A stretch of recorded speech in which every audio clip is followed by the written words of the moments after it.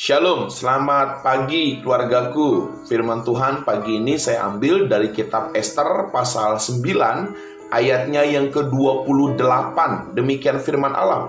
Dan bahwa hari-hari itu akan diperingati dan dirayakan di dalam tiap-tiap angkatan, di dalam tiap-tiap kaum, di tiap-tiap daerah, di tiap-tiap kota, sehingga hari-hari Purim itu tidak akan lenyap dari tengah-tengah orang Yahudi, dan peringatannya tidak akan berakhir dari antara keturunan mereka. Puji nama Tuhan. Bapak Ibu, pagi ini firman Tuhan saya beri judul Hari Raya Purim. Saudara, kata Purim adalah kata yang mungkin asing, jarang kita dengar. Kenapa? Mungkin jarang sekali hamba-hamba Tuhan membahas tentang Hari Raya Purim. Apa itu Purim sebenarnya, Bapak Ibu? Purim adalah hari raya penting bagi orang-orang Yahudi untuk menyatakan, untuk merayakan keberadaan umat Allah yang dibebaskan dari ancaman pembunuhan Haman. Kalau kita lihat beberapa waktu yang lalu, saya sudah membahas bahwa orang Yahudi sebenarnya ada dalam sebuah tekanan hebat. Gara-gara Mordekai tidak sujud menyembah kepada Haman, maka Haman akan membunuh Mordekai, bahkan seluruh orang Yahudi. Sehingga Ratu Ester memberikan perintah kepada orang-orang Yahudi untuk berpuasa 3 hari. Dan Ester menghadap kepada raja.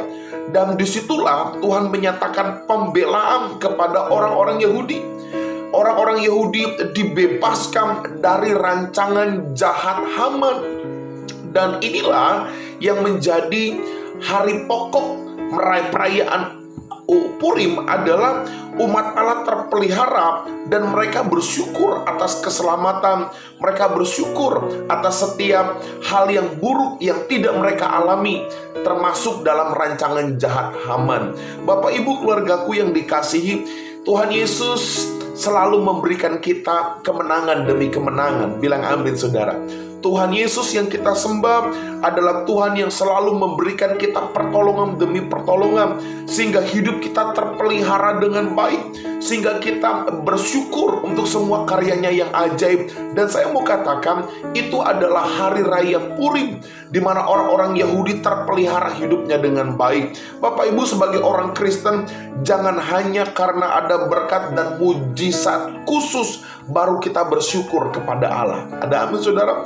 Jangan karena kita dapat berkat besar, kita mendapatkan mujizat khusus, baru kita bersyukur kepada Allah, baru kita merayakan Purim, saudara.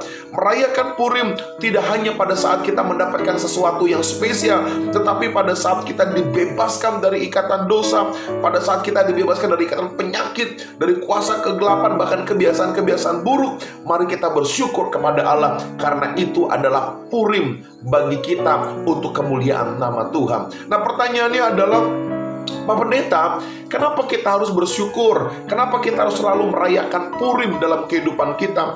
Karena dengan bersyukur, saudara, kita makin dekat kepada Tuhan. Ada amin, saudara?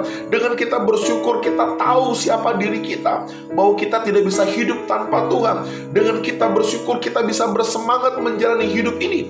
Dan dengan bersyukur, membuat kita semakin melekat dengan hatinya Tuhan. Semakin kita mengerti kehendak Tuhan. Karena itu Bapak Ibu, hari raya Purim tidak boleh hilang dalam kehidupan kita. Hari raya menaikkan syukur atas pemeliharaan Allah tidak boleh hilang dalam kehidupan kita. Mari panjatkan syukur, mari panjatkan pujian kepada Allah, karena pemeliharaan Tuhan nyata atas kehidupan kita. Bapak Ibu keluargaku, pagi ini kita akan belajar bagaimana kita bisa bersyukur. Dan dengan apa kita bisa bersyukur, saudara? Yang pertama, kita bisa bersyukur dengan doa kita, bahwa kita punya kesadaran Tuhan baik bagi kita. Kita bersyukur karena dengan kesiapan kita, bahwa Allah bisa memberikan kita kekuatan untuk meninggalkan dosa-dosa kita. Kita bersyukur karena perbuatan keseharian yang kita kerjakan ada dalam pemeliharaan Allah. Dan kita bersyukur karena hidup kita bisa menyenangkan hati Tuhan. Bapak Ibu, keempat hal ini biarlah menjadi kekuatan bagi kita, bahwa hari raya Purim, hari raya nyatakan syukur atas pemeliharaan Tuhan, akan tetap menjadi bagian kita. Selamat pagi keluargaku, tetap bersyukur kepada Allah karena pemeliharaan Allah nyata dalam kehidupanmu. Shalom.